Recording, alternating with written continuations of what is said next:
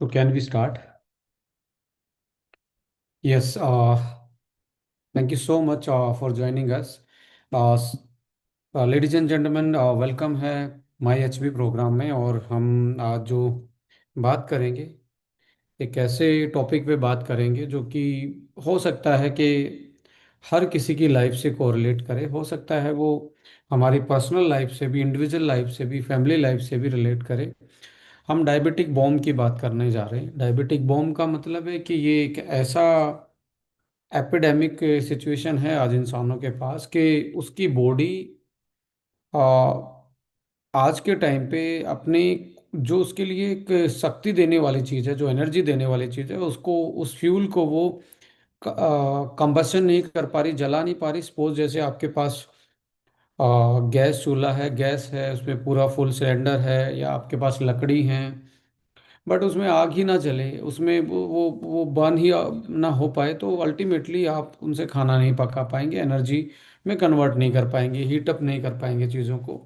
Same like that हमारी body में भी हमारा जो फ्यूल है, जो लास्ट फ्यूल बनता है जिसको हम ग्लूकोज बोलते हैं, वो ग्लूकोज जब बर्न आउट ना हो, फाइनल मॉलिक्यूल में कन्वर्ट ना हो, एनर्जी में लास्ट में जाके कन्वर्ट ना हो, और धीरे धीरे धीरे so many an number of reason के कारण उसका जब लेवल बढ़ना स्टार्ट होता है, तो उससे हमारी बॉडी में पहले ब्लड ग्लूकोज ऊपर जाता है, फिर धीरे धीरे ब्लड ग्लूकोज के बाद उसके इम्पैक्ट हैं हाई ग्लूकोज लेवल के ब्लड में हमारी लीवर पे, किडनी पे, हार्ट पे, आइज पे, ब्रेन पे।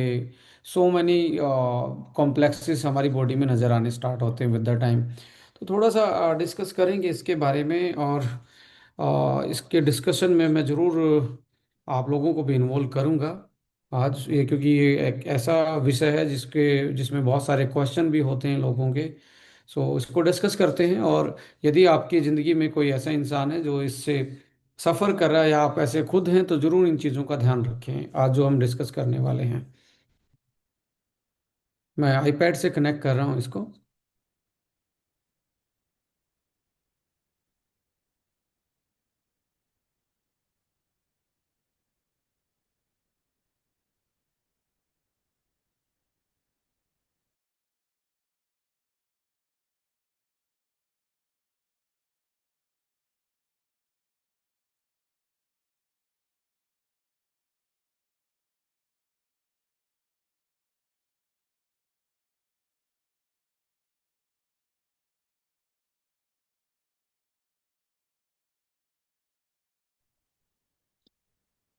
अ, मेरी आवाज़ यदि ऑडिबल है इससे, तो एक बार आप थम्स अप कर सकते हैं जिसकी वीडियो ऑन है।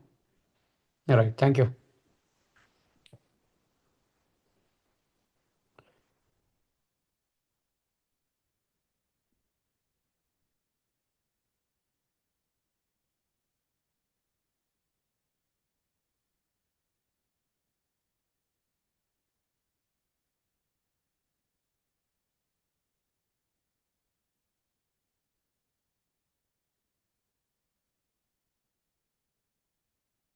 Thank you. So ladies and gentleman, diabetes के बारे में हम बात कर रहे हैं, और जो कि हमें, जिनके जैसे इसके नाम हैं, और आज के टाइम पे इसका नाम हर कोई जानता है। बेसिकली ये क्या है, पहले इसको थोड़ा सा समझते हैं। लेडीज एंड जेंटलमैन, हर किसी चीज़ को इस दुनिया में एनर्जी चाहिए। सबको एनर्जी चाहिए, और एनर्जी का एक फॉर्मूला होता है। एनर्जी का फॉर्मूला होता है कि इस नाइदर बी क्रिएट, ये ना तो क्रिएट की जा सकती, और ना इसको डिस्ट्रॉय किया जा सकता, ना तो इसको ख़त्म किया जा सकता, ना इसको नया बनाया जा सकता। ये एक फॉर्म से दूसरी फॉर्म में कन्वर्ट हो जाती है, यानी कि कन्वर्ट होती है। इसको लॉ ऑफ एनर्जी बोलते हैं। जैसे अब मैं हाथ आपके सामने वो कर रहा हूँ, मेरे अंदर एक एनर्जी है, ये हाथ मैंने ऐसे की, ये एनर्जी मेरी, हाथ थोड़ी देर में गर्म हो जाएंगे, वो ट्रांसफर हो गई। अब थोड़ी देर में ठंडे भी हो जाएंगे, यानी कि ये जो टोटल एनर्जी थी मैंने धरती से ही ली है। खाना पान, जो खान पीन, जो मैंने फूड खाया है, वो धरती से ही आया है। अब मैंने ये एनर्जी ऐसे किया ना, तो ये एनवायरनमेंट में चली गई एनर्जी, और एनवायरनमेंट में ये दूसरी फॉर्म में हीट में चेंज होके गई।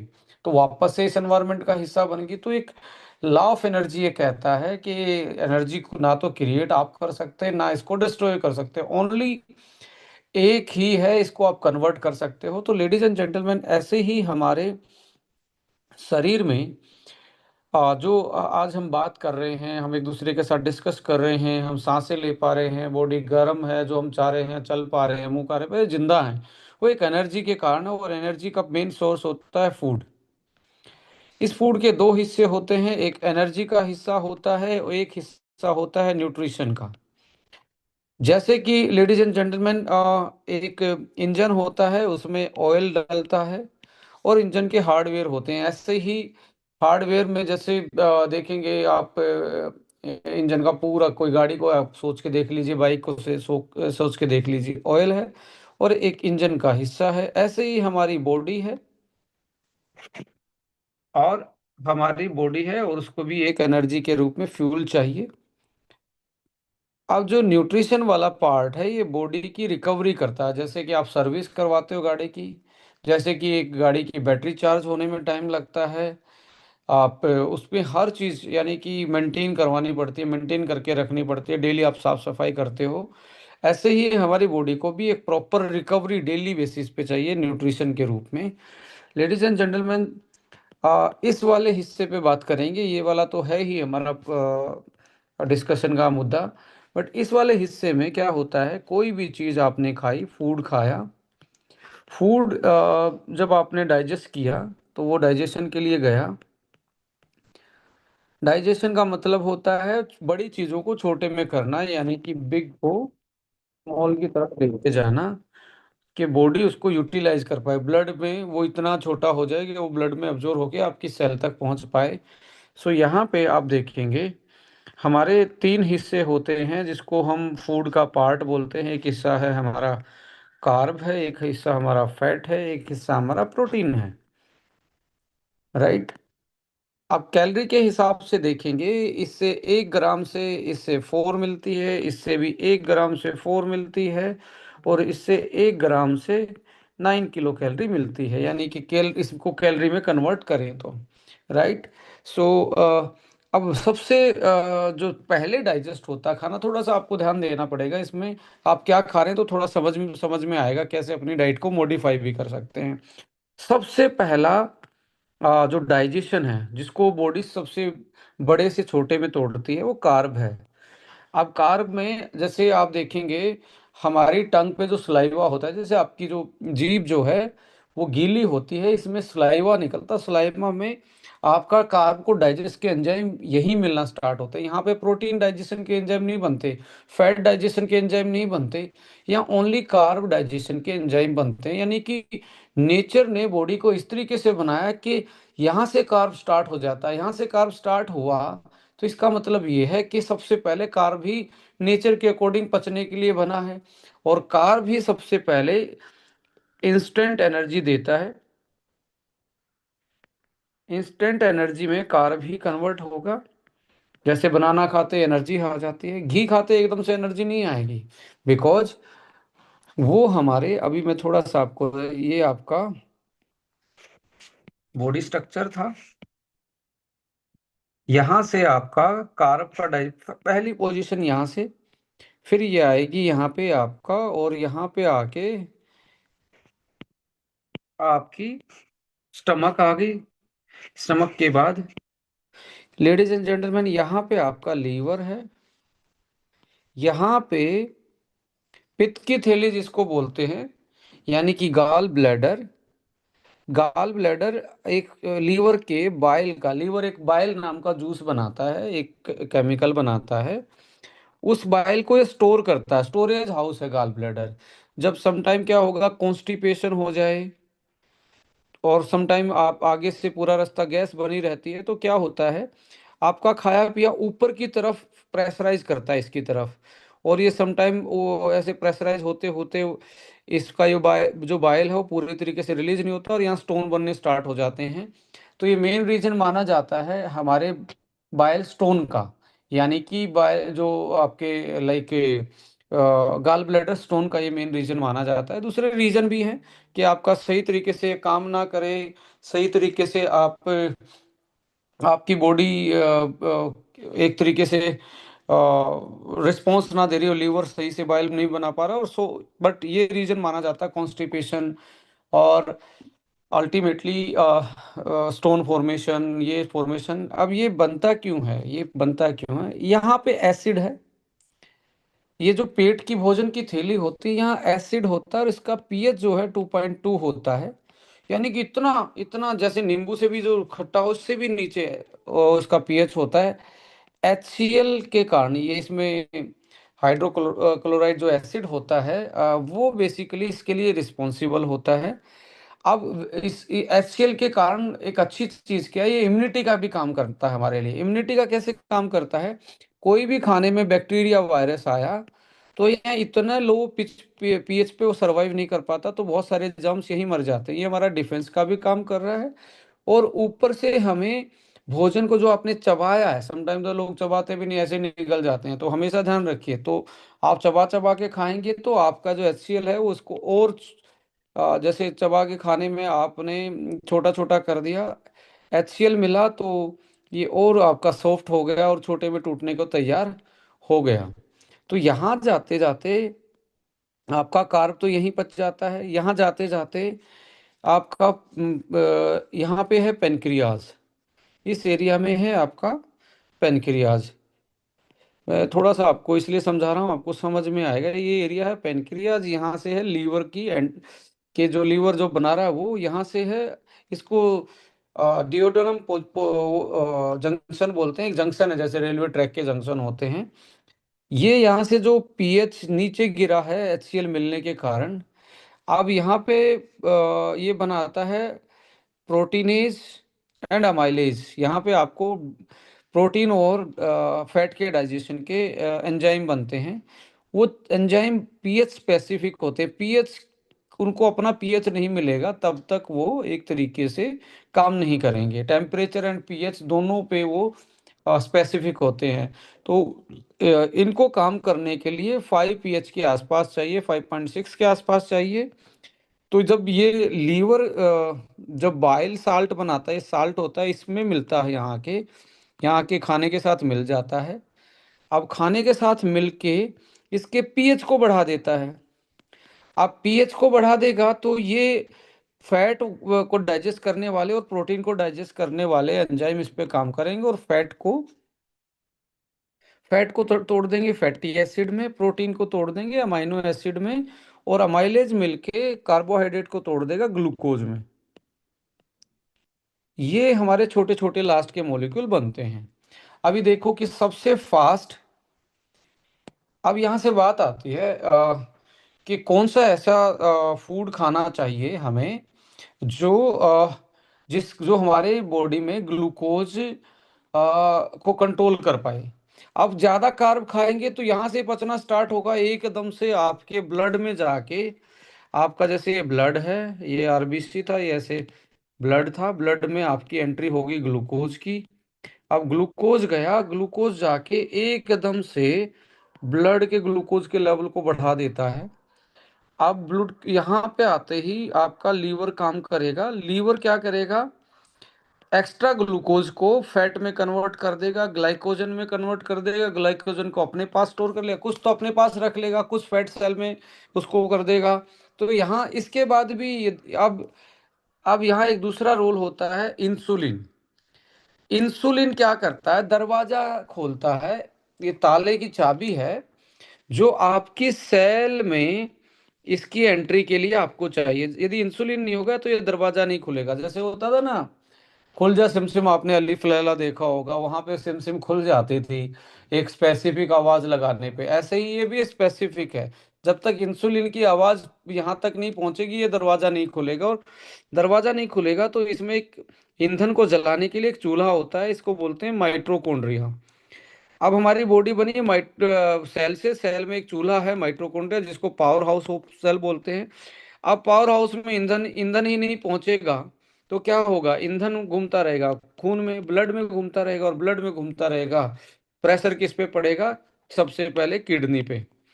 अब लेडीज एंड जेंटलमैन, किडनी पे जो प्रेशर पड़ेगा,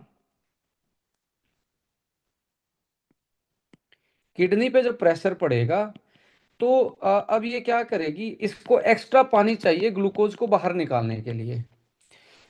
इसको एक्स्ट्रा पानी चाहिए कि भी सारे ग्लूकोज को बाहर निकाल दे। तो आप देखेंगे डायबिटीज पीपल को सब ज्यादा यूरिन निकलता है, बार बार में पेशाब आता है, ज्यादा यूरिन निकलना स्टार्ट होता है, क्योंकि उसकी किडनी ने ग्लूकोज को बाहर निकालना है बॉडी से, क्योंकि वो बढ़ गया है। तो ऐसे करते करते फिर किडनी पे भी प्रेशर पड़ना स्टार्ट हो जाता है। अब जैसे ही आप किडनी से यूरिन बाहर निकलेगा, ऊपर से प्यास लगेगी, जिसको बोलते हैं पॉलीफेजिया, और इसको बोलते हैं पॉलीयूरिया। अब ये करते करते प्यास, और ऊपर से क्या होगा, सेल के पास ईंधन पहुंचा ही नहीं है। सेल सोच रही है, सेल के पास तो अभी एनर्जी बनाने के लिए, जिंदगी चलाने के लिए कुछ पहुंचा ही नहीं। सेल डिमांड कर रही है एनर्जी लाओ, एनर्जी लेके आपने खा लिया, पर वो ईंधन पहुंच ही नहीं रहा है। तो अल्टीमेटली क्या होगा कि आप दोबारा खाएंगे, फिर ग्लूकोज बढ़ जाएगा, फिर खाएंगे, फिर वो किडनी पे प्रेशर धीरे धीरे धीरे धीरे, इस सिस्टम को यदि आप देखेंगे तो ग्लूकोज जब आपका ब्लड में बढ़ा, ग्लूकोज बढ़ा, तो ये सीधा आपकी किडनी पे असर डाला। यहाँ पे पानी और साल्ट ज्यादा निकल गया, तो आपको क्रैम्प आना, आपको टाइटनेस, मतलब क्रैम्प आना बॉडी में आपके, ज्यादा यूरिन आना, फिर प्यास लगना, ऊपर से आपकी सेल के चूल्हे को, माइटोकॉन्ड्रिया को ऊपर से ग्लूकोज का ईंधन नहीं मिल रहा, ओनली ब्लड में घूम रहा है। किडनी तो इसको फिल्टर कर करके परेशान हो गई है, चूल्हे के पास ईंधन नहीं है। तो ये आपको बार बार में मैसेज आएगा, खा लूं, भूख भी ज़्यादा लगेगी। डायबिटिक पीपल को पेशाब भी ज़्यादा आता है, यूरिन भी ज़्यादा आता है, भूख भी ज़्यादा लगती है, प्यास भी। पर अल्टीमेटली ईंधन जहां तक पहुंचना है वहां तक नहीं पहुंच पाता। और इस बढ़े हुए ग्लूकोज को ही लेडीज एंड जेंटलमैन डायबिटिक बोलते हैं, शुगर बोलते हैं, मधुमेह बोलते हैं। आपके लिए आपके आपके लिए ये जरूरी था, पर जरूरत वाली चीज आपके लिए आपकी उसमें पहुंची ही नहीं, टारगेट तक पहुंची नहीं, इसके लिए इंसुलिन रिस्पॉन्सिबल होता है। अब दो condition I ladies and gentleman, या तो इंसुलिन बन रहा है या नहीं बन रहा है। नहीं बन रहा है, ये समटाइम, ये 5% लोगों में जन्म से ही नहीं बनता, हेरिडिटरी बोलते हैं इसको, टाइप 1 बोलते हैं, टाइप 1 डायबिटिक बोलते हैं। कि पेनक्रियाज बचपन से ही, जो इसका पेनक्रियाज था, वो बचपन से ही उसके बीटा सेल ने इंसुलिन नहीं बनाया। तो अब क्या होगा, इसको बोलते हैं इंसुलिन डिपेंडेंट। इसके पास है नहीं तो किसी और से लेना पड़ेगा, डिपेंडेंट है, तो इसको तो बाहर से लगवाना ही पड़ेगा। तो आपने हमेशा ये देखना है कि ये बचपन से तो नहीं है, बचपन से नहीं है तो पैनक्रियाज में वो इंसुलिन बन ही रहा नहीं रहा। आप कोई भी सप्लीमेंट खा लीजिए, दुनिया की कोई भी चीज खा लीजिए, जब तक कुछ भी खा लीजिए, वो डायबिटीज ओनली इंसुलिन से डिपेंडेंट है, वो हेरिडिटरी है, उसका बन ही नहीं रहा। तो अल्टीमेटली हमें इंसुलिन बाहर से इंजेक्ट करना पड़ेगा ऐसे इंसानों में जिसकी यूनिट है, उसकी बॉडी और रिक्वायरमेंट के हिसाब से होती हैं। अब आता है जब इंसुलिन बन रहा है, इंसुलिन बन रहा है, बट बॉडी उसको एक्सेप्ट नहीं कर रही, उसको पहचान ही नहीं रही। होता ना, जैसे एक बंदे का दिमाग ही सटिया जाए, वो अपने घर वालों को ना पहचाने, ऐसे ही बॉडी इस इंसुलिन को एक्सेप्ट ही नहीं करती, पहचानती नहीं। इसको बोलते हैं इंसुलिन का रेजिस्टेंट। कि भाई साहब रेजिस्टेंट पैदा हो गया बॉडी में। रेजिस्टेंट किसके साथ कारण हो सकता है, यहां से मैं आपको दो तीन बातें जरूर बताऊंगा जो आपको ध्यान रखनी है, कोई भी क्लाइंट या आप खुद। अब देखिए, ये रेजिस्टेंट किससे पैदा होता है। रेजिस्टेंट पैदा होने के कई कारण होते हैं। एक रेजिस्टेंट का कारण है फैट सेल का बढ़ जाना, स्पेशली विसरल फैट। जितने मोटे आदमी हैं, जिनके ऑर्गन पे फैट आ गया है, तो वहां पे फैट सेल के बढ़ने के कारण इंसुलिन की सेंसिटिविटी, क्योंकि इसमें एक्टिविटी नहीं है, एक्टिव नहीं है तो सोता रहता है, ये तो बोझ है शरीर पे, इस पे कोई, इसमें माइटोकॉन्ड्रिया भी नहीं होता। माइटोकॉन्ड्रिया नहीं होता तो इसमें कोई एक्टिविटी है ही नहीं है, तो एक स्टोरेज हाउस है। तो इंसुलिन रेजिस्टेंट होगा, एक ये कारण है। दूसरा कारण है स्ट्रेस। स्ट्रेस के कारण कोर्टिसोल जब बढ़ता है, कोर्टिसोल जब बढ़ता है तो ये बॉडी के कुछ फंक्शंस को कंट्रोल करता है, स्पेशली इंसुलिन को। इंसुलिन का जो बेसिकली एक्शन है उसको ये कंट्रोल कर देता है, स्टॉप करना स्टार्ट कर देता है, रेजिस्टेंट पैदा करता है। तो जो मोटे आदमी हैं जो स्ट्रेस में रहते हैं, तो आपको देखना है कि मैं मोटा हूं या मैं स्ट्रेस में ज्यादा रहता हूं। कई बार पतले लोगों को भी फैट होती है, बट वो बॉडी के इंटरनल ऑर्गन पे है। वो आपके लाइक लीवर लीवर लेवल पे है, वो आपके किडनी लेवल पे है, वो आपके हार्ट के पास है। तो ऐसे करके इसको इसके उस सराउंडिंग में जो जमा फैट है, अंदर बाहर से पतला दिख रहा है पर इनके ऑर्गन के सराउंडिंग है, तो वो भी फैट का कारण हो सकता है। तो ऐसे इंसान को, अब मैंने जो बताया था ना कि सबसे जल्दी कौन सी चीज पचती है, कार्बोहाइड्रेट, वो जीभ में ही उसके एंजाइम में पचाने की। तो कौन सी अवॉइड करनी है जो सबसे पहले पचती है, पहले कौन सी पचेगी, कार्ब पचेगा। और कार्ब के सबसे बेकार जो ऑप्शन है जो हमें हमेशा अवॉइड करनी चाहिए, कोल्ड ड्रिंक्स कभी भी नहीं पीनी चाहिए। मैं तो ये कहता हूँ कि ये जहर है आपके लिए। सबसे बैड, जैसे होता ना कि सबसे बुरे खाने का नाम बताओ जिसको इंसान खाते हैं, ये नंबर वन कैटेगरी में आता है। जो आप सोडा ड्रिंक्स पीते हो किसी भी कमर्शियल नाम से, कोल्ड ड्रिंक्स, फिर आपकी स्वीट्स हैं जो चीनी से बनी है, जो चीनी शुगर, शुगर प्लस मैदा प्लस डायरी, डेयरी प्रोडक्ट यानी कि दूध से, मैदे से और शुगर से बनने वाले ये बहुत ही खतरनाक प्रोडक्ट हैं आपके लिए, क्योंकि ना तो फाइबर है इसमें। अब शुगर को, लेडीज एंड जेंटलमैन, हम बोलते हैं एम्प्टी कैलोरीज। एम्प्टी कैलोरीज इसका मतलब है खाली कैलोरी है। जैसे इंजेक्शन लगा दिया किसी चीज का, ये इंजेक्शन है कैलोरी का। इसमें ना विटामिन ना मिनरल्स। आजकल ब्राउन शुगर की बात हो रही है, ब्राउन शुगर भी खाली कैलोरी है, बस वो ब्राउनिंग रिएक्शन से कलर किया हुआ है। कोई इसमें ज्यादा डिफरेंस है ही नहीं। हाँ यस, जो जगरी पाउडर है, गुड़ वाला पाउडर, उसमें मिनरल्स हैं, उसमें एंटीऑक्सीडेंट हैं शुगर के साथ साथ, तो वो चीनी से थोड़ा सा बेटर माना जाता है। इसलिए वो उस पहले के लोग उसको ज़्यादा यूटिलाइज करते थे, मीठा दूध नहीं पीते थे, मीठी चाय नहीं पीते थे, ऐसी चीज़ें यूटिलाइज नहीं करते थे जिसमें एकदम से एम्प्टी कैलोरी वाली हो। तो कोल्ड ड्रिंक है, स्वीट है, शुगर है। तो सबसे पहला डायबिटिक आदमी को क्या करना चाहिए, पहला काम करना चाहिए, इसको भोजन को तीन हिस्सों में बांटना चाहिए। पहला हिस्सा होना चाहिए उसका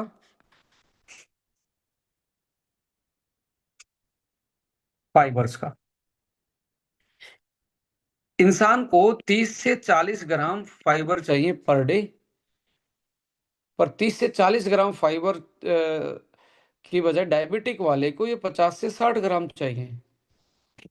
अब जैसे ही फाइबर खाओगे, फाइबर किस में है, खीरा है, ककड़ी है, टमाटर है, आपकी क्या बोलते हैं, जितनी सैलेड है, और जो क्या बोलते हैं अपना ब्रोकली है। ब्रोकली एक बहुत स्टडी चल रही है डायबिटीज में कि ये एक तरीके से एक GLP-1 लेवल को वो कर देता है, एक्टिव कर देता है, उसको भी मैं डिस्कस करूंगा।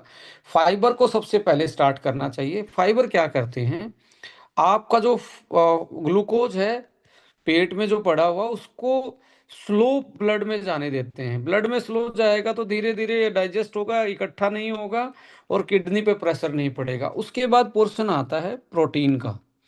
तो फाइबर में ग्रीन वेजिटेबल्स हैं, सैलेड हैं, और फ्रूट्स भी। पोर्शन को थोड़ा सा कम रखें, हैवी पोर्शन नहीं, हैवी पोर्शन 80-20 का रख लीजिए। 80% आपकी वेजिटेबल हैं, 20% फ्रूट्स हैं। कोई भी खा सकते हैं, ऐसा नहीं है केला खाने से ये हो जाएगा। ये सारा का सारा एक तरीके से आपके दिमाग के साथ खिलवाड़ कर रहे हैं। पर पोर्शन साइज ज़्यादा नहीं खाना है, पोर्शन साइज कंट्रोल करना है। प्रोटीन में आपकी मर्जी है, आपको जो भी अच्छा लगता है। बेस्ट यदि बायोलॉजी के अनुसार देखा जाए तो एग को माना जाता है, फिर वे को माना जाता है, फिर आपके पी प्रोटीन, ये इस टाइप के, यानी कि दाल है, वे प्रोटीन है, एग है। मैं नॉन वेज को प्रीफर नहीं करूंगा डायबिटीज के केस में, क्योंकि पहले ही बॉडी में इन्फ्लामेशन है, फिर से इन्फ्लामेशन और ज्यादा होगा। और लोग इंडिया में नॉनवेज को जिस तरीके से यूटिलाइज करते हैं, फ्राई करके ग्रेवी बना के, वो तो और भी ज़्यादा डेंजरस हो जाता है। यहाँ पे आके फैट प्लस कार्ब में ले तो वो होल ग्रेन जैसे ओट्स है, मल्टीग्रेन आटे आटे की एक चपाती है, तो पहले इससे फुल करें। ये सबसे बड़ा पोर्शन होना चाहिए, फिर ये पोर्शन होना चाहिए, फिर ये पोर्शन होना चाहिए। लोग क्या करते हैं, इसको यहाँ ले आते हैं, इसको यहाँ ले आते हैं। जितने फाइबर खा सकते हो, जितना सैलेड खा सकते हो उतना ही, और जितना प्रोटीन खाएंगे। अब ये वाला जो इससे भी 1 ग्राम से 4 कैलोरी मिलती है, और कार्बोहाइड्रेट से भी 4 कैलोरी मिलती है, तो फर्क क्या है? कार्बोहाइड्रेट आधे घंटे 1 घंटे के अंदर कैलोरी दे देगा, ये देगा 4 घंटे में। भाई साहब धीरे धीरे स्लो स्लो ये डाइजेस्ट होगा, इसलिए प्रोटीन आपको ज्यादा स्टाइटी फील करवाता, बार बार में भूख लगने नहीं देता। जिसको बार बार में भूख लग रही है, एक एक दो दो घंटे में भूख लग रही है, मान के चलिए उसमें प्रोटीन की कमी है, इंडिकेशन है वो प्रोटीन की कमी का।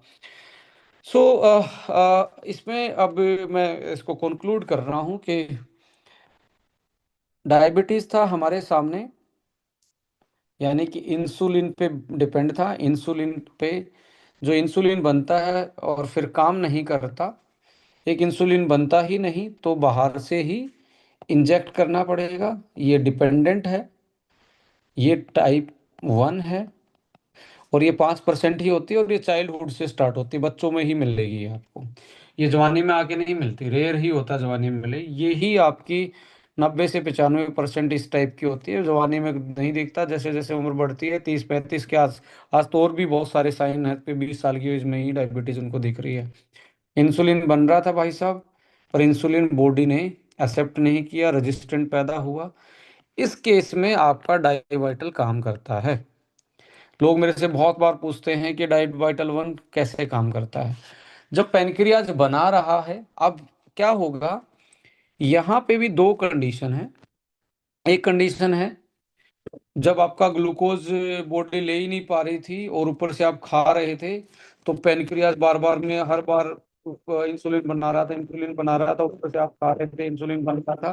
धीरे धीरे इसने भी ओवर काम करके अपने आप को, इसका फंक्शन खत्म हो गया, और ये या तो लो सिक्रेशन पे चला गया, लो सिक्रेशन बिल्कुल सिक्रेशन कम हो गया, या सिक्रेशन विद द टाइम खत्म हो गया। बट ये डायबिटीज आज हुई है तो ये लंबे टाइम में जाके 10-15 साल में ऐसा होता है। तो इसलिए आपको इस टाइप की डायबिटीज की कंडीशन में, जैसे इसका इंडिकेशन क्या है, जो भी लोग 200 से 300 वाली कैटेगरी में होंगे, उनको फास्ट रिजल्ट आएगा। रीजन क्या है, उसका पेनक्रियाज बना रहा है तभी, नहीं तो ये 400 प्लस हो जाती, 500 प्लस हो जाती, कि उसका पेनक्रियाज ही काम छोड़ रहा है और साथ में रेजिस्टेंट भी है। तो इस कैटेगरी में तो आपको बहुत जल्दी आपको रिजल्ट देखने को मिलेंगे डाइवाइटल के। उसमें क्या है ऐसी चीजें, वो भी मैं बताऊंगा। इस कैटेगरी में तो आपको 4-4 5-5 10-10 दिन में बंदा बोलेगा मेरे को, और मेरे पास इतनी टेस्टिमनी आते हैं। अब लोग कहते हैं जी एक को रिजल्ट नहीं आया, एक को आ गया, एक को ये हो गया, एक को नहीं हुआ। अब समझ में आया कि कहाँ पे रिजल्ट आता है, कहाँ पे नहीं आता। सो मल्टीपल लोग अपनी टेस्टिमनी भेजते हैं। तो यहाँ पे आपने ध्यान रखना है कि इंसुलिन सीक्रेट हो रहा है, रेजिस्टेंट यदि पैदा है, तो उस पे आपका ये प्रोडक्ट काम करेगा। उस पे बहुत सारे और भी प्रोडक्ट काम करते हैं, वो कौन से मॉलिक्यूल काम करते हैं वो भी मैं आपके साथ शेयर करूंगा। सो हमने सीखा कि भाई टाइप 2 में भी जो ये वाली रेंज है उसमें बहुत जल्दी आपको असर देखने को मिलेगा। 300 प्लस वाली रेंज में आपको स्लो स्लो असर देखने को मिलेगा। और एक चीज जरूर ध्यान रखना, यहाँ पे मैं आपको शेयर करना चाहूंगा, तरह तरह के आपको नुस्खे बताए जाएंगे। ये खा लो, जामुन खा लो, करेला खा लो, वो खा लो, डेफिनेटली इनका बेनिफिट मिलेगा। पर मैं कहता हूं 3 चीजें ही आपको बचा पाएंगी डायबिटीज से। ऐसी कोई दुनिया की दवाई नहीं है लेडीज एंड जेंटलमैन, कोई आपको चलाए, डॉक्टर विक्रांत आपको चलाए, कोई दूसरा मार्केटर चलाए, या कोई दूसरी कंपनी का कमर्शियल प्रोडक्ट आपको चलाए, झांसे में नहीं आना है। ये कॉम्प्लेक्स मेटाबॉलिक डिसऑर्डर है, अपने आप को समझना है, अपने क्लाइंट को समझना है। इसमें इंपॉर्टेंट चीज ये होगी कि आपने डाइट का ये चार्ट दिमाग में उसके डालना है। फाइबर, यहाँ ये फाइबर सबसे ज्यादा, फाइबर खाने से पहले हमेशा सैलेड, खाने से पहले हमेशा सैलेड, फिर प्रोटीन, फिर आपका good fat, good fat plus carb, वो भी मल्टीग्रेन वाला। ओट्स है आपके, मल्टीग्रेन वो है, तो चीजें मिलेट है, इस रागी है, इस टाइप की चीजें, और उसी पे 1 चम्मच घी लगा लीजिए। मैं कहता हूं ये करते ही आधा काम स्टार्ट हो गया। दूसरा है digestion, type of food plus digestion. Digestion को आप बहुत बेहतर रखने के लिए फाइबर तो आपकी हेल्प करेंगे, कुछ आपको प्रोबायोटिक वाली चीजें लेनी चाहिए। प्रोबायोटिक में दही आती है, कमर्शियल योगर्ट आता है, और सप्लीमेंट आते हैं। जैसे आने वाले टाइम में गट फाइब्रियल आपके लिए कमर्शियल प्रोडक्ट आ रहा है जनवरी में, वो भी बहुत हेल्प करेगा। जैसे आपको लगता है ब्लोटिंग है इस आदमी को, आप या आप ही ऐसे आदमी हैं जिसको डायबिटिक है, आपको पेट खाते ही पेट फूला रहता है, तो लीवर का आपको टारगेट करना पहले लीवर को। लीवर में आपका जैसे लीवो वन है, जीपीएम है, पेट साफ हो जाएगा तो ब्लोटिंग नहीं रहेगी, और ब्लोटिंग नहीं रहेगी तो इरिटेबल बाउल सिंड्रोम के कारण जो उसकी बॉडी में इन्फ्लामेशन बढ़ा हुआ, उसकी वजह से, इन्फ्लामेशन की वजह से हो सकता है इंसुलिन का रेजिस्टेंट भी बढ़ा हो। तो पेट साफ, ये वाला और ये वाला एक ही करेंगे। और एक्सरसाइज, यदि कार्डियक की प्रॉब्लम नहीं है, हार्ट के बीपी ऊपर नीचे नहीं है, तो आप आराम से थोड़ी जॉगिंग वॉगिंग भी स्टार्ट कर सकते हो, ये भी एक पिलर बनेगा। राइट। इसके बाद है सप्लीमेंट। अब कुछ लोग मेरे से ये भी बोलते हैं कि सी मैं डायबिटीज की जो दवाई ले रहा हूँ क्या उनके साथ ये ले सकता हूँ? यस, ले सकते हो। ये इंसुलिन लेने वाला भी ले सकता है, कोई भी ले सकता है, बट गैप रखना है आपने। 3 घंटे का एवरेज गैप रखना। कोई भी साइड इफेक्ट नहीं है, कोई भी हाइपोग्लाइसेमिक्स नहीं है। ऐसा नहीं होगा कि कुछ लोग आपको बोलेंगे कि ये भी ले लूंगा तो ये मेरा ग्लूकोज कम तो नहीं कर देगा। ये ग्लूकोज कम नहीं करेगा, ये ग्लूकोज को हेल्दी मेटाबॉलिज्म में लेके जाएगा, ग्लूकोज को सेल तक अंदर ले जाने का काम करेगा। अब ऑलरेडी सेल के अंदर चला गया जो इंसुलिन इंजेक्ट बाहर से किया हुआ है, तो उसके उसमें ये वो हेल्प ही करेगा उसके प्रॉपर डाइजेशन में, क्योंकि जब माइटोकॉन्ड्रिया पे जाएगा वहां पे मल्टीविटामिन चाहिए, वहां पे मिनरल्स चाहिए माइटोकॉन्ड्रिया को। इस क्योंकि है तो ये केमिकल, ये आग थोड़ा ना जलती है उसमें, केमिकली ही तो ये एनर्जी ट्रांसफर और ये ग्लूकोज केमिकली चेंज हो जाता है एटीपी में। तो यहाँ पे आपको घबराने की जरूरत नहीं है, कुछ भी ऐसी चीज नहीं है कि जिससे कि पता नहीं खिलाते ही कुछ भी हो जाएगा। ये नेचुरल चीजें हैं। थोड़ा सा गैप आपने मेंटेन रखना है 2 से 3 घंटे का, इस प्रोडक्ट को यूटिलाइज करने से पहले।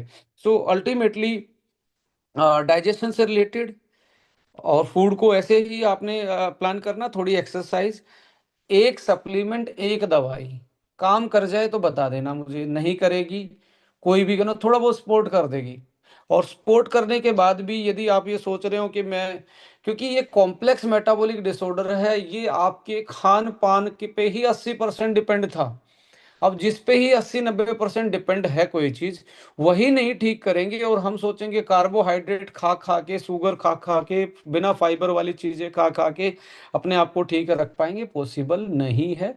तो थोड़ा सा हमें, जब भी आप हैं या आपके क्लाइंट हैं, प्रोस्पेक्ट हैं, रिश्तेदार हैं, रिलेटिव हैं, उनकी ये प्रॉब्लम को आइडेंटिफाई करें। पेट कैसा है, लीवर कैसा काम कर रहा है, नींद कैसी आ रही है। तो जब डाइवाइटल के साथ आपको लगता है नींद कम आ रही है, तो आपने ब्रेन वन भी साथ में दे देना। उसकी वो जॉब क्या करता है, दिन में काम क्या, सारे दिन स्क्रीन का काम है, ट्रेडिंग का काम है, एक जगह बैठे रहने का काम है, इसका मतलब है कि दिमाग ऑक्यूपाई, तो स्ट्रेस और ज्यादा रहेगा।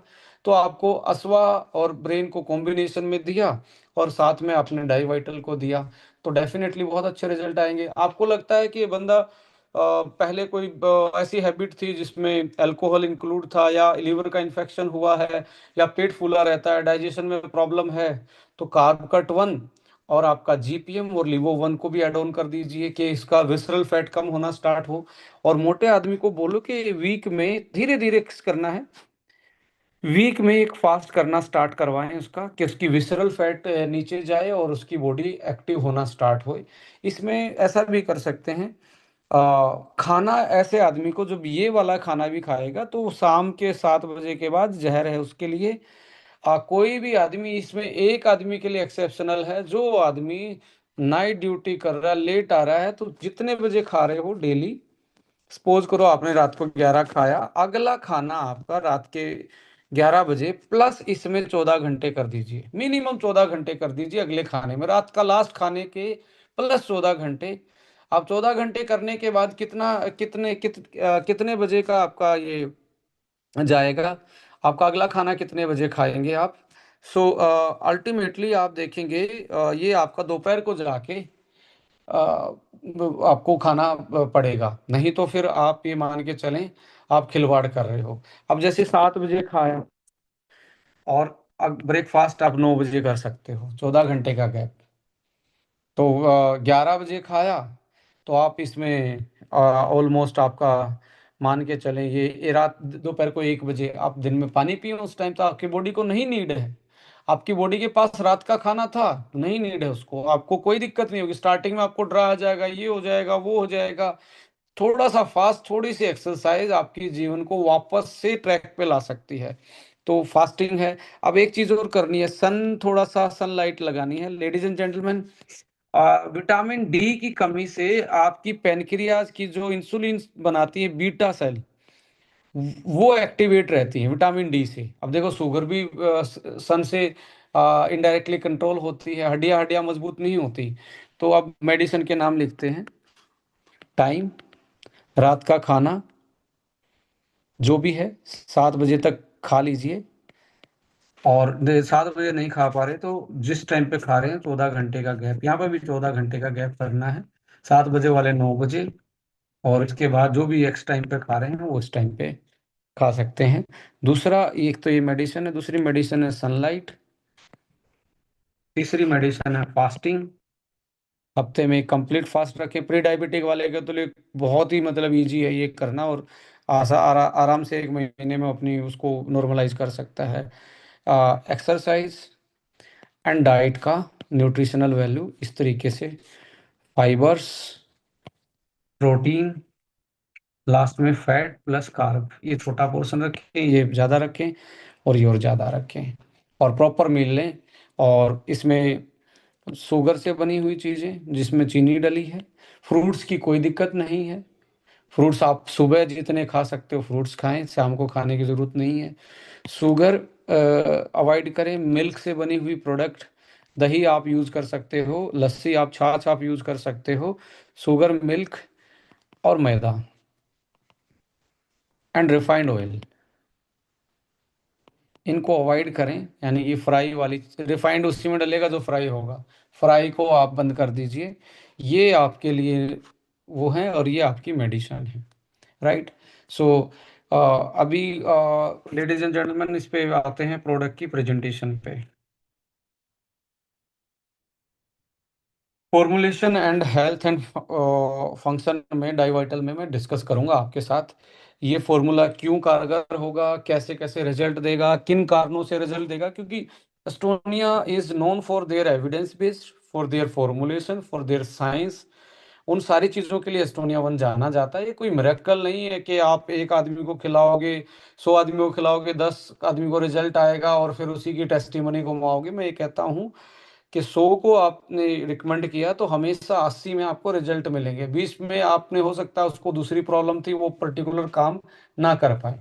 राइट। सो अब यहाँ पे आप देखेंगे आज के टाइम पे लेटेस्ट स्टडी, जिमनेमा नाम के एक, इसको गुड़मर बोलते हैं, हम अपनी लोकल लैंग्वेज में गुड़मर बोलते हैं। इसके बारे में लेटेस्ट बहुत स्टडी चल रही है। इसकी एंटी डायबिटिक प्रॉपर्टी के बारे में रिसर्च ये सजेस्ट करती है, hypoglycaemic and lipid lowering effect. यानी कि जिमनेमा एक ऐसा प्लांट है जिसका जिमनेमिक एसिड जो होता है, इसमें जो एक्टिव मॉलिक्यूल है, वो एक तो आपके ट्राइग्लिसराइड, लिपिड्स, कोलेस्ट्रॉल जिसको हम बोलते हैं, उसको लोअर इफेक्ट देता है, और साथ में आपके ग्लूकोज के भी हाइपोग्लाइसेमिक इंडेक्स पे काम करता है। और नेचुरल रेमेडी के रूप में ये टाइप 2 डायबिटीज में, टाइप 2 समझ रहे हैं, जिसमें इंसुलिन बनता है, मैकेनिज्म ऑफ एक्शन है, स्टडी इंडिकेट जिमनेमा जो है वो इंक्रीज करता है इंसुलिन की sensitivity, help to regenerate beta cell. Beta cell क्या करते हैं, पेनक्रियाज में पाई जाने वाली वो सेल जो इंसुलिन को बनाती है। और इंसुलिन क्या करता है, गेट ओपन करता है ईंधन को चूल्हे तक पहुंचाने के लिए। यदि ईंधन को चूल्हे तक गेट ओपन करने वाला ही कमजोर पड़ा हुआ, वो सही काम नहीं कर रहा, पेनक्रियाज से बन रहा है, तो उसको भी ये मजबूती देता है, सेंसिटिविटी को बढ़ाता है, रेजिस्टेंट को ब्रेक करता है, और पेनक्रियाटिक बीटा सेल को भी रीजनरेट में करता है, और decrease in intestinal glucose absorption, यानी कि पेट से ही ग्लूकोज के एब्जॉर्प्शन को ये मिनिमाइज रखता है। सो क्लिनिकल ट्रायल्स में 10 ऑलमोस्ट 10 अलग अलग स्टडी में लगभग 419 पार्टिसिपेंट थे, और उन्होंने ये पाया गया यदि जिमनेमा सप्लीमेंट लिया था significantly reduce fasting glucose and आपका जो ग्लाइकेटेड हीमोग्लोबिन है, जो HbA1c टेस्ट होता है, उसको ये लो मेंटेन करता है, लोअर साइड लेके जाता है। तो ये जिमनेमा के बारे में है। और आप जिमनेमा की अभी जो लेटेस्ट वो चल रही है स्टडी, उसमें भी आप इन चीज़ों को देख पाएंगे। सो अल्टीमेटली लिपिड प्रोफाइल को मेंटेन करता है, lower triglyceride, cholesterol level, reduce cardiovascular, जिसके कारण हार्ट में भी, क्योंकि देखिए डायबिटीज जब होती है तो उसमें हार्ट की बीमारियां होने के चांसेस ज़्यादा रहते हैं ऐसे इंसानों में, ब्लॉकेज होने के। और ट्राइग्लिसराइड और कोलेस्ट्रॉल के लेवल को बैलेंस डाउन करने का काम करेगा। और इसमें जिमनेमिक एसिड जो है वन, वो एक बायोएक्टिव मॉलिक्यूल है जिसका एंटी डायबिटिक इफेक्ट है। स्टिग्मा स्टीरोल जो होते हैं वो एंटी इन्फ्लामेटरी, एंटीऑक्सीडेंट का काम करते हैं, क्योंकि ऐसे लोगों को ज़्यादा एंटीऑक्सीडेंट एंड फाइबर चाहिए। सिग्मा स्टीरोल एंटी इन्फ्लामेटरी और एंटीऑक्सीडेंट इफेक्ट डालता है। डी असाइल जिनमेमिक एसिड जो है वो बेसिकली एंटी डायबिटिक एक्टिविटीज की प्रूवन स्टडी मानी गई है, यानी कि जिमनेमा में जो ये मॉलिक्यूल हैं इसी की वजह से इसकी ये इन पे स्टडी की गई। और लगभग 400 प्लस पीपल पे 10 अलग अलग स्टडी की गई, 10 अलग अलग टाइप से। तो उनमें ये निकल के आया कि भाई जिमनेमा जो है वो गुडमर जो है वो लिपिड्स प्रोफाइल को भी सही रख सकता है, पेनक्रियाज की बीटा सेल, जैसे अभी किसी का 10 साल से डायबिटीज चल रहा था, पेनक्रियाज की सेल तो बेचारी इतना काम करके थकी हुई है, तो जिमनेमा उनको रिवाइव कर सकता है, रीजनरेट करने में हेल्प कर सकता है। सो आप धीरे धीरे अपनी हाई शुगर लेवल को धीरे धीरे कंट्रोल और बॉडी की रिकवरी को फास्ट कर सकते हैं। लेडीज एंड जेंटलमैन, यहाँ पे आप देखेंगे सिनमेना, जिसको आप दालचीनी बोलते हैं, दालचीनी पे भी बहुत सारी रिसर्च रिसेंटली चल रही है। 2024 की publish study American American journal of clinical nutrition में, अमेरिका के क्लिनिकल न्यूट्रिशन पे जर्नल आता है, उसमें पाया गया यदि 4 ग्राम सिनेमन सप्लीमेंट लिया जाए 4 वीक तक, ये सिग्निफिकेंटली आपके ब्लड ग्लूकोज कंसंट्रेशन को कम कर देता है। ओबेज मोटे लोगों में, और ओवरवेट में, जो जिसको प्री डायबिटिक कंडीशन है, जो अभी जस्ट मोटे थे और डायबिटिक में गए ही हैं, उनके लिए तो सिनामन का जो वो है पाउडर है, वो भी अकेला काम करता है। इसमें जो सिनमेनिक एसिड होता है वो बेसिकली मेन रिस्पॉन्सिबल है। ग्लाइसेमिक कंट्रोल का research suggest that cinnamon supplementation lower the fasting plasma glucose in insulin और होमा IR HbA1c लेवल, ये एक तरीके से इंडिकेटर हैं हाई ग्लूकोज के, और टाइप 2 डायबिटिक पेशेंट में। और देखो यहाँ पे एक चीज और देखने को मिलेगी, पॉलीसिस्ट ओवरियन सिंड्रोम में भी वोमेन में ये बहुत अच्छा रिजल्ट देता है, जिसको PCOD की प्रॉब्लम है, जो जिसको हम रिसोली भी बोलते हैं। लिपिड प्रोफाइल इंप्रूवमेंट सिनामन करता है, LDL और कोलेस्ट्रॉल को, ट्राइग्लिसराइड को ये मैनेज करने में हेल्प करता है। और mechanism of action cinnamon anti diabetic में be attribute to its ability to increase insulin sensitivity. क्यों ये डायबिटीज को कंट्रोल कर रहा है? By increasing insulin sensitivity, inhibit intestinal glucose absorption, जो पेट से इंटेस्टाइन से जो ग्लूकोज एब्जॉर्प्शन होता है उसको रोकता है, और modulate gut microbiota. Gut microbiota का मतलब जो अंदर हेल्दी वाले बैक्टीरिया होते हैं, जो हमारी इम्यूनिटी को बूस्ट करते हैं, इन्फ्लामेशन को कंट्रोल करते हैं, बहुत सारी ऐसी चीजें जो गट ब्रेन के कनेक्शन को सिक्योर करते हैं, उसको ये बढ़ाता है। तो ओवरऑल डायबिटिक में भी और इम्यूनिटी में भी सुधार लाने का काम करता है। लेडीज एंड जेंटलमैन, अभी जो लेटेस्ट पब्लिकेशन है, रिसर्च है, 2025 का एक anti diabetic mechanism of cinnamon extract पे पब्लिकेशन था। सो उसमें भी ये पाया गया कि ग्लूकोज मेटाबॉलिज्म में और गट माइक्रोबायोटा में काफ़ी मदद करता है, इसको यदि डेली कंज्यूम किया जाए तो। Cinnamon supplementation on glycolipid metabolism in type 2 diabetes. Glycolipids का मतलब है ग्लूकोज और फैट के लिपिड्स को मतलब मेटाबॉलिज्म को टाइप 2 डायबिटिक मेलिटस, इसलिए इसको T2DM बोला जाता है। मेटा एनालिसिस स्टडी हाईलाइट करती है इसके बेनिफिट दोनों में, ग्लूकोज और लिपिड्स के लेवल में। सो एक तरीके से ये भी एक एंटीबायोटिक डॉक्टर ही बोल सकते हैं, जिमनेमा और सिनेमन को मिला के यदि आप लिया यूज किया जाए तो। एक बहुत ज्यादा बारबरिन नाम का, बारबरिन जो है आज के टाइम पे एक तरीके से उसके साथ स्टार्ट किया है, जो आज के टाइम पे डायबिटिक की ड्रग्स हैं उसके साथ इसको सिमुलेट करके दिया गया, तो बहुत अच्छे रिजल्ट भी देखने को मिले स्टडीज में।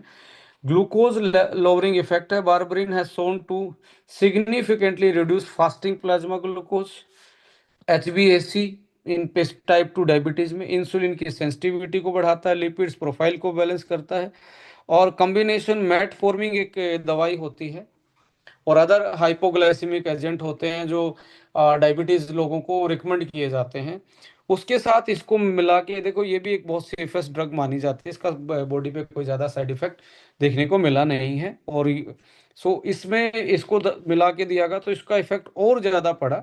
और ये एक नेचुरल मॉलिक्यूल है, एंटी ऑक्सीडेंट का भी काम कर रहा है, एंटी इन्फ्लामेटरी का भी। So decrease obesity and insulin resistant को डिक्रीज करता है। प्री एडिपोसाइड डिफरेंशिएशन, यानी कि आपके नई फैट सेल बनने से आपकी बॉडी में रोकता है। और ultimately cholesterol, triglyceride, C reactive protein जिसका CRP टेस्ट होता है जो बढ़ा मिलता है, इन्फ्लामेशन का इंडिकेट होता है, बार्बरिन उसको भी। और हिपेटिक फैट कंटेंट को, फैटी लिवर में भी बार्बरिन आपकी बहुत हेल्प करता है। तो डायबिटिक फैटी लिवर, ये मान के चलें एक बहुत अच्छा मॉलिक्यूल है जो आपकी हेल्प करता है।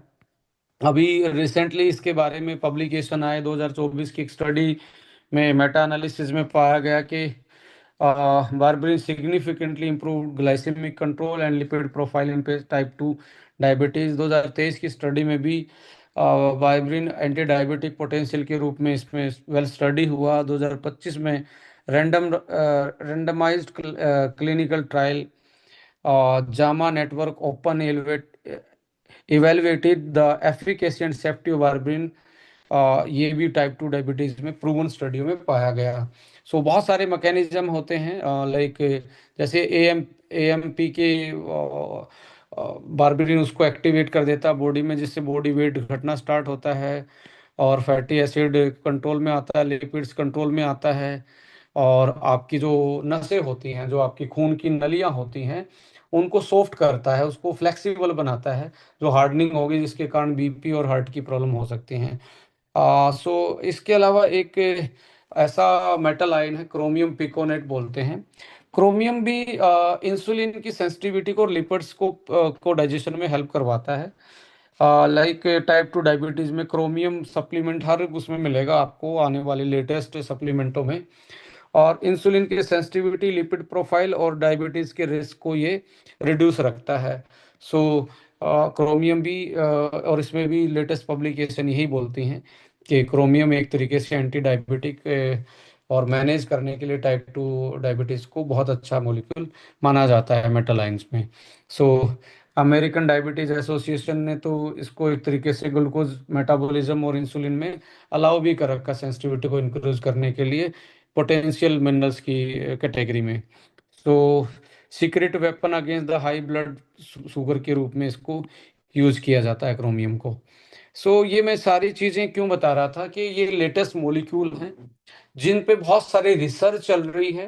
Anti diabetic effect, cholesterol lipids balance साथ में करना, लाइक हार्ट के लिए और लीवर की फैट जैसी चीज़ों पे भी ये अच्छे से काम करते हैं, जिसके कारण हार्ट लिवर ये अच्छे से काम कर पाए। डायबिटिक वाले के लिए ये ज़्यादा खतरे में होते हैं। सो जो आज हम फॉर्मुलेशन डाइबाइटल में लेके आए हैं, उसका ये फॉर्मुलेशन है इंग्रेडिएंट लेवल पे। आप देखेंगे जिनेमा, फेनुग्रीक, मेथी के बारे में सब जानते हैं, मैं बार बार मैं बताऊंगा, ऑलरेडी सब ने यूज भी किया होगा और सब ने एक दूसरे को प्रेफर भी किया होगा। और सब यहाँ पे डायबिटिक के केस में हर कोई डॉक्टर बनता है, तो थोड़ा सा अपना डॉक्टर खुद बनिए, धरती में नंगे पैर चलिए, हफ्ते में एक फास्ट रखिए, सनलाइट को पूरा लीजिए, शाम का खाना 7 बजे कीजिए, पोर्शन को देखिए, फाइबर वाला ज़्यादा, फिर प्रोटीन वाला ज़्यादा, फिर आपका फैट एंड कार्बोहाइड्रेट वाला, और बार बार में ज़्यादा ना खाइए। पोर्शन साइज पे ज़रूर बिलीव कीजिए। तो और थोड़ी बहुत एक्सरसाइज कीजिए, तो आप आराम से अपने को रिवर्स कर सकते हो। और ऐसे कोई भी चीज़ नहीं है डायबिटिक, यदि टाइप 1 को छोड़ दें, टाइप 2 आपकी मैनेजेबल है। सो फेनुग्रीक है, सिनेमन है, नीम करेला भी बहुत सब जानते हैं इसके बारे में। अर्जुना इसलिए डाला था कि हार्ट के ब्लॉकेज हैं, ये सारी चीज़ें हैं जो ज़्यादा चांसेस होते हैं, तो वो भी डेली की डेली हार्ट की रिकवरी कार्डियक प्रोटेक्टिव के रूप में यूज़ होती जाए। अश्वगंधा इसमें इसलिए कि डाला क्योंकि ये एक तरीके से अडाप्टोजन है, स्ट्रेस को बैलेंस आउट करता है। सो बारबरी, अश्वगंधा, अर्जुना, नीम करेला, सिनामन, फेनुग्रीक, ये जिसको हम जनरल भाषा में, देसी भाषा में आयुर्वेद बोलते हैं, मैं इसको आयुर्वेद अकेला नहीं बोलता। ये एक तरीके से पोटेंशियल हमारी ट्रेडिशनल हर्ब्स हैं जो प्रूवन है, और साइंस ने भी इस पे रिसर्च करके इसके वो मॉलिक्यूल निकाल लिए जिनके कारण इसका इफेक्ट आता था, जिसके कारण इनको सदियों से लोग यूज करते आ रहे थे, अब ये साइंस ने भी प्रूव कर दिए। तो आप इसको आयुर्वेद बोलें, इंडियन ट्रेडिशनल हर्ब्स बोलें, या सदियों से चली हुई पद्धति बोलें, इन सारी चीज़ों को यहाँ पे, और जनरल जो कंपनियां ओनली नेटवर्क मार्केटिंग के पावर को यूज करती हैं, जहाँ प्रोडक्ट का अता पता कुछ नहीं होता, वो हमेशा ये बोलेंगे मेरा आयुर्वेदिक है, मेरा लाइक मेरा आयुष सर्टिफाइड है। ये सारी की सारी चीजें छोटी से छोटी कंपनी के पास होती हैं। आयुष का सर्टिफिकेशन हो गया, इसके बिना आप फैक्ट्री लगा नहीं सकते, इसके बिना आप प्रोडक्ट सेल नहीं कर सकते। सो एवरीबडी हैज वो तो एक नॉर्म्स है। जैसे आपने खाता खुलवाना है तो आपको फॉर्म फिलअप करना ही पड़ेगा, तब खाता खुलेगा, चाहे वो डिजिटल करो या फिजिकल करो। सो ऐसे ही आपने कोई भी लाइसेंस बनवाना, उसके लिए एग्जामिनर पास करना है। ऐसे ही जब आप आयुर्वेदिक प्रोडक्टों के साथ काम करेंगे तो मैन्युफैक्चरिंग पे लाइसेंस होता ही है। सो यहाँ पे पोर्शन कौन सा है, ये फंक्शनलिटी को टारगेट किया है। कौन सी functionality? Glucose and lipids metabolism. तो ये अकेला डायबिटिक वाला नहीं है, ये आपके बढ़े हुए ट्राइग्लिसराइड्स, और उसमें भी आपको फर्क देखने को मिलेगा इस प्रोडक्ट को यूज करके। या जो कोलेस्ट्रॉल बढ़ा और हार्ट की प्रॉब्लम को ये एक तरीके से मिनिमाइज करने में आपकी हेल्प करेगा, जो कि डायबिटिक वाले के साथ ज़्यादा होती है। विटामिन ई है, विटामिन डी है, विटामिन के है, बायोटीन है, एंड क्रोमियम है। इंसुलिन की सेंसिटिविटी और डाइजेशन ऑफ इंसुलिन को बेटर करते हैं। और विटामिन ई, डी, के, इनका रोल आपके ब्लड में भी है, इनका रोल आपकी हड्डियों को मजबूत करने में भी है, इम्यूनिटी बूस्टर में भी। Vitamin A, biotin, Turin. अब विटामिन ए आपको पता है कि बहुत सारे को रेटिनोपैथी हो जाती है, यानी कि कम दिखना स्टार्ट कर देता है डायबिटिक पीपल को। तो विटामिन ए है इसमें, और एंटीऑक्सीडेंट के रूप में कुछ चीज़ें डाली हुई है। बायोटीन है जो पेनक्रियाटिक हेल्थ को सही रखता है। टॉरिन है, टॉरिन एक ऐसा अमाइनो एसिड होता है जो हमारे लाइक एनर्जी देता है सेल को, ग्लूकोज वाले पाथवे से नहीं, दूसरे पाथवे से ये एनर्जी देता है, और अल्टीमेटली ऑर्गन्स को ये एक्टिव रखने का काम करता है। B1, B6, एलेनाइन और एल आर्जिनिन। आप जहाँ पे भी ब्लॉकेज होगी उसको खोलने के लिए एल आर्जिनिन वासोडाइलेशन का काम करता है, तो खून का प्रभाव अच्छे से होना स्टार्ट करे। फैटी लोगों में तो और ज़्यादा इसको ये चाहिए। सो ग्लूकोज मेटाबॉलिज्म और ब्लड सर्कुलेशन में ये वाला कॉम्बिनेशन हेल्प करता है। ट्रांस रेस्वेरेट्रोल, वही रेड वाइन का जो एक्टिव मॉलिक्यूल है, ये एंटी एजिंग का काम करता है, कार्डियो प्रोटेक्टिव है, ब्रेन प्रोटेक्टिव है। और बॉडी में जब इसको यूज करती है बॉडी, तो बॉडी एक तरीके से जैसे फास्टिंग कंडीशन में जाती है, फास्ट में चली जाती है, तो एंटी एजिंग चीजें बनाती है, जिसमें सर्ट्यून्स T1 को एक्टिवेट करने का काम करते हैं। तो उसमें ट्रांस रेस्वेरेट्रोल हेल्प करता है, जो रेड वाइन का एक्टिव मॉलिक्यूल है वो भी इसमें डला हुआ, जो हार्ट और एंटी एजिंग और आपके ब्रेन के लिए बहुत अच्छे से काम करता है। सिलेनियम एक एंटीऑक्सीडेंट है, एंटी इन्फ्लेमेटरी मॉलिक्यूल है मेटल आइन में। जिंक एंड क्रोमियम भी लिपिड्स से लेके ग्लूकोज मेटाबॉलिज्म में और इंसुलिन की सेंसिटिविटी में हेल्प करते हैं। साथ में B12 भी है लेडीज एंड जेंटलमैन, और B6 में जो न्यूरोलॉजिकल और इन्फ्लामेशन सपोर्ट को हेल्प करता है, ब्रेन की हेल्थ को, और लाइक एक जो क्रैम्पिंग आते हैं उन चीज़ों को ये रोकने का काम करता है। तो ये, अब आप इस फॉर्मूला को देख के क्या लगेगा, अब ये कोई अकेला जामुन नहीं है, ये अकेला कोई करेला नहीं है, अकेला कोई मेथी नहीं है। अब जिमनेमा भी साथ में, गुड़मर भी साथ में है, अर्जुना भी साथ में है, बारबरिन भी साथ में है, अश्वगंधा भी साथ में है, विटामिन ई, विटामिन डी, के, बायोटीन। आप किसी को सपोज करें अब पेनक्रियाज काम नहीं कर रहा था, उसको इंसुलिन बहुत कम बन रहा था बॉडी में। धीरे धीरे 10 दिन में रिजल्ट नहीं आया, 15 में आया, पर 15 में किस चीज का रिजल्ट? ग्लूकोज में तो सुधार नहीं आ रहा ना।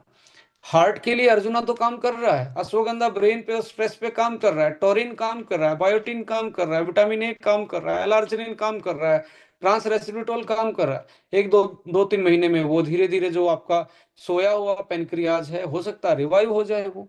थोड़ी सी आप डाइट पे फोकस करेंगे, थोड़ी सी लाइफस्टाइल मॉडिफिकेशन पे फोकस करेंगे, तो इतना इम्पेशेंट नहीं हुई कि एक हफ्ते में मुझे नहीं आया। डेली आप पिने लगा लगा के देख रहे हो, जस्ट पहले वाली जो दवाई ले रहे थे उसको आप लेते रहें, और इसको 2-3 घंटे के उसमें अंतराल में आप इसको, जो इंसुलिन ले रहा है उसको एक टैबलेट से स्टार्ट करना चाहिए, जो इंसुलिन नहीं ले रहा उसको 2 टैबलेट यूज करने चाहिए, और गैप रखना चाहिए। धीरे धीरे मॉनिटर करो कि आपका ग्लूकोज लाइन नीचे आ रहा जल्दी, तो वो वाली दवाई कम कर दो, इंसुलिन की यूनिट चेंज कर दो, तो आप धीरे धीरे अपनी बॉडी को उस तरफ लेके जाएंगे। होलिस्टिक हीलिंग के लिए हम बात करते हैं, हम एक कोई अकेली प्रोडक्ट के बारे में बात नहीं करते, we are talking about the holistic wellness.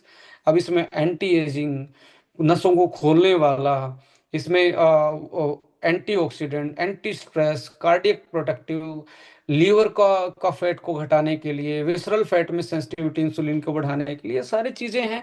ये एक तरीके से फंक्शनल डायबिटिक मल्टीविटामिन है, जिसका हाइपोग्लाइसेमिक इफेक्ट, हाइपोग्लाइसेमिक इंसुलिन वाला इफेक्ट नहीं है, इंसुलिन की सेंसिटिविटी को इंक्रीज करके ये हाइपोग्लाइसेमिक इफेक्ट देता है।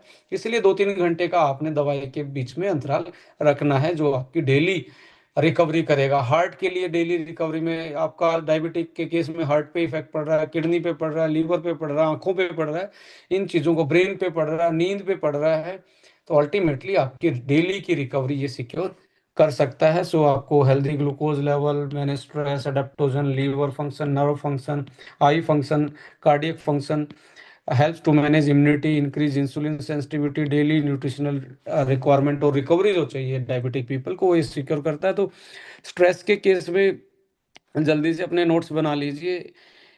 सोते टाइम एक ब्रेन वन इस आदमी को दे दीजिए, एक सुबह सुबह असवा खिला दीजिए इसी के साथ ही, तो ये स्ट्रेस के केस में अच्छा काम करेगा। लीवर और ब्लोटिंग, डाइजेशन अच्छा नहीं रहता, तो लीवो वन सिरप और आपका जीपीएम, ये जरूर आप इसको रिकमेंड करें कि पेट साफ रहना स्टार्ट होगा। तो और इंसुलिन वाले केस में एक से स्टार्ट करेंगे, जो इंसुलिन नहीं ले रहा वो 2 ले सकता है सुबह शाम, खाने के 2-2.5 घंटे के बाद इसको ले सकता है। सो खाने से पहले लेने की जरूरत नहीं, हम अक्सर खाने से लेने से पहले लेने की हालांकि कोई दिक्कत नहीं करेगा, तो बट फिर भी आप इसको 2 घंटे के बाद लेंगे, तब ये धीरे धीरे पेनक्रियाज इंसुलिन को एक्टिवेट करके आपकी हेल्प करने वाला है।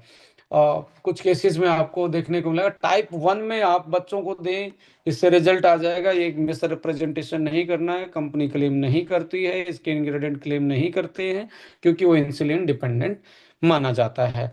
सो बस यही बोलना चाहूँगा, जितने भी हमने बात की उसके साइंटिफिक एविडेंसेस हैं जो हम बात कर रहे थे, उसके ये आपके स्क्रीन पे जो दिख रहा है, ये स्टडी बोलती हैं, जो हम बोल रहे हैं क्लिनिकल प्रूवन चीज़ें हैं। सो जितनी भी साइंटिफिक स्टडी एक तरीके से हर मॉलिक्यूल के बारे में आते हैं, उनको हम स्टडी करते हैं, स्टडी करके ये सारी जानकारी आप लोगों तक लेके आते हैं, किस चीज़ का क्या रोल है और कैसे कैसे वो हमारी इसमें हेल्प करता है। सो बिना साइंस के कोई गारंटी नहीं होती किसी चीज़ की, तो कंपनी हमेशा साइंस बैक्ड चीज़ों को ही प्लान में रखती है। सो एसबीटीसी आप डेली इम्यूनिटी के रूप में सभी को यूटिलाइज कर सके, जो इन्फ्लामेशन को आपके पेट साफ करने में हेल्प कर सकता है। यहाँ पे जो मैंने बताया, स्ट्रेस के केस में, हार्ट के केस में ये भी ऐड ऑन कर सकते हैं एक्स्ट्रा, जो लगता है कि इस बंदे को हार्ट की प्रॉब्लम ज़्यादा है, तो उसमें ये सेकंड लाइन ऑफ प्रोडक्ट का सजेशन आप कर सकते हैं। डाइजेशन केस में ये आपका बनता है, और अल्टीमेटली एवरीडे वन आपको लगता है कि बंदे में सालों से अच्छा नहीं खा रहा था, तो एक एवरीडे वन का भी साथ में ऐड ऑन कर सकते हैं। सो मैं तो यही बोलूँगा कि किसी को मिस रिप्रेजेंट नहीं करना है, किसी को गलत गाइड नहीं करना है। अपने बिजनेस को बढ़ाने के चक्कर में हमें किसी के पैसे के साथ, किसी के इमोशंस के साथ हमें खिलवाड़ नहीं करना है, लेडीज एंड जेंटलमैन। एक मिनट में कुछ क्वेश्चन भी लूँगा आप लोगों के साथ।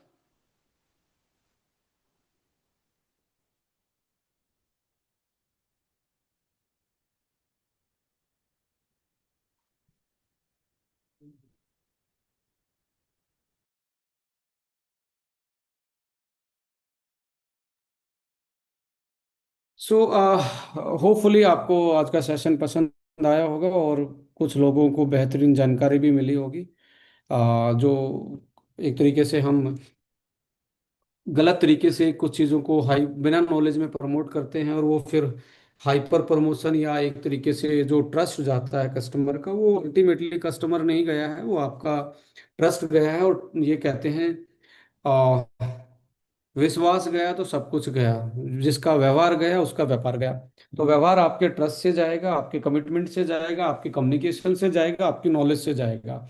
और ये प्रोजेक्ट नॉट ओनली एक एमएलएम की तरह प्रोजेक्ट का करने का है, ये एक प्योरली डायरेक्ट सेलिंग कंपनी है जो अपने एथिक्स, अपने वसूल, अपने प्रोडक्ट, अपनी सर्विसेज और अपने बहुत अच्छे प्रोफेशनल जो एसोसिएट हैं, जिनको हम इंडिपेंडेंट बिजनेस एसोसिएट इन एस्टोनिया बोलते हैं, उनकी उससे जाना जाता है, अपने कल्चर के कारण जाना जाता है। तो इसको जरूर मेंटेन रखें। और कंपनी किसी भी पेक प्रमोशन को अलाउ नहीं करती है, कंपनी किसी भी गलत प्रैक्टिस को अलाउ नहीं करती है।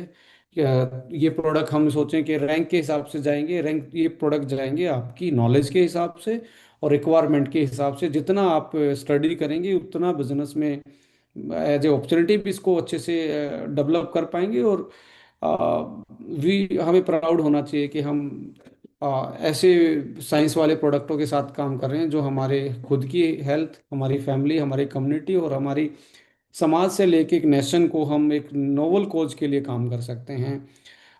This is all about. मैं टेस्टिमनी आज शेयर नहीं करूंगा बिकॉज हमारी एक लाइनअप मीटिंग है 9:15 आरबीसी गैंगटॉक के लिए। आप जितने भी लोग वहाँ क्वालिफाई हैं मिलते हैं। आरबीसी गैंगटॉक में 10th है, आरबीसी है जो नेशनल वाइज हमारा प्रोग्राम चलता है, जहाँ पे इन सारी चीज़ों को और प्रोफेशनल तरीके से सीखने का मौका मिलता है, मिलने का मौका मिलता है, आपस में एक दूसरे को समझने का मौका मिलता है। Thank you so much. जय हिंद, जय भारत। मिलते हैं गैंगटॉक में, या अगले मंगलवार वाले दिन हम मिलते हैं दोबारा से माई एच बी में नए टॉपिक के साथ। जय हिंद।